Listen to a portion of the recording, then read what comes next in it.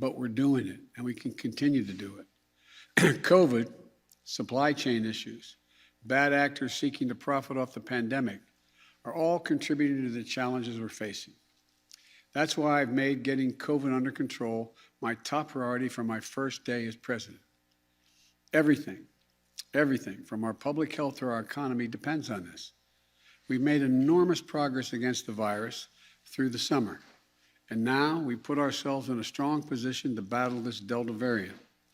That's why the actions I proposed on vaccines last week are so critical. From requiring federal workers to get vaccinated, requiring healthcare workers to be vaccinated, requiring employers with over 100 employees to institute vaccine and/or test protocols, calling on for them to be able to know what their employees are doing before they walk through the door, calling for vaccine or test requirements to enter big venues, and a whole series of steps I propose to protect our kids in schools. Wall Street firms have analyzed the impact of these plans, and they're projecting that these new requirements will help 12 million more Americans get vaccinated, which will help more businesses stay open and more Americans back to work.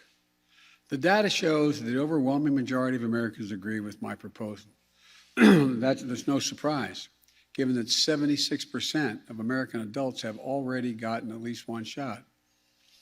But we're facing a lot of pushback, especially from some of the Republican governors.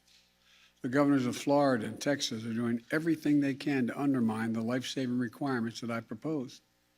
And some of the same governors attacking me are in states with the strictest vaccine mandates for children attending school in the entire country. For example, in Mississippi, children are required to be vaccinated against measles, mumps, rubella, chickenpox, hepatitis B, polio, tetanus, and more. These are state requirements. But in the midst of a pandemic that has already taken over 660,000 lives, I propose a requirement for COVID vaccines, and the governor of that state calls it, quote, a tyrannical type move? A tyrannical type move? This is the worst kind of politics, because it's putting the lives of citizens of their states, especially children, at risk, and I refuse to give in to it. These policies are what the science tells us we need to do. They're going to save lives. They'll protect our economic recovery as well and allow the economy to continue to grow.